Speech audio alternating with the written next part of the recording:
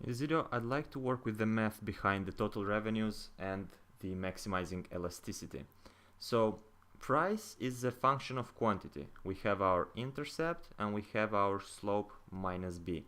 And then we know that total revenue equals to price times quantity. What can we find out from here? We can write total revenue equals to the price function, which is a minus b times q, multiplied with the quantity demanded. So that's equal to aq minus b times q squared. Now, what we can see here is that we have a quadratic equation. We have a quadratic equation and we have a negative coefficient in front of it. And that corresponds to our graph of total revenue and quantity demanded, which we had previously, because it's a downward parabola. And that's what this equation shows us.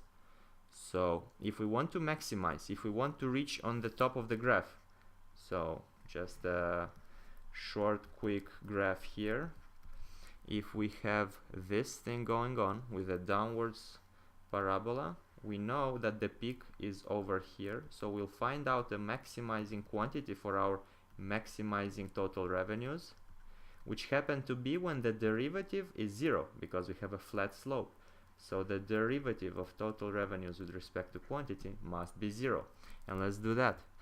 If we have total revenue derivative with respect to quantity, that's equal to a times q minus b times q squared.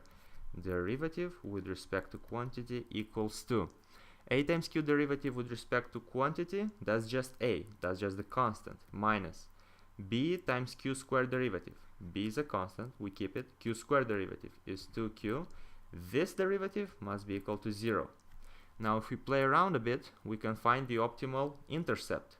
So a equals to b times 2q, which means that quantity, the optimal quantity, I meant the optimal quantity, not the optimal intercept. The optimal quantity is equal to a divided by 2b. So this one will belong to a divided by 2b. And we're going to show these points on the demand curve so that it will make more sense. Let me zoom out a bit, get some more space. Here and a bit down. Yeah, that's enough. So we got the optimal quantity. What else can we do here? We can find out the optimal price. And the reason we're doing it because we want to show this relationship on our curve, on our demand curve, which will make sense. The optimal price is equal to a minus b times quantity. A minus b times the optimal quantity. And now if we substitute the optimal quantity into our price function, we will have a minus b times a divided by 2b. B and b can cancel out. So b and b can cancel out. And that's equal to a minus a over 2, which means we're subtracting a half of a from a.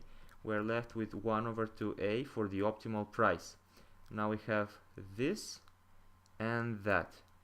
Let's see the relationship between these points and our demand curve, because it's gonna be easier to resonate with it. But I'm not sure. Only if I zoom out once more, we'll see the big picture.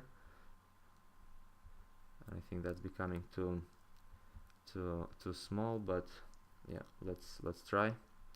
So a divided by 2b, that belongs to the midpoint of the quantity axis, and a divided by 2, what was a? A was the entire intercept over here. A was the intercept of the demand, which begins at the top of the graph. A divided by 2 will be halfway through, so the midpoint over here, and the other one is a divided by 2b, which will also belong to the midpoint on the quantity axis. And what we can see is that this will correspond to our unit elastic demand region, which corresponds to the peak of the graph to maximize revenues. I hope this makes sense, and we are done.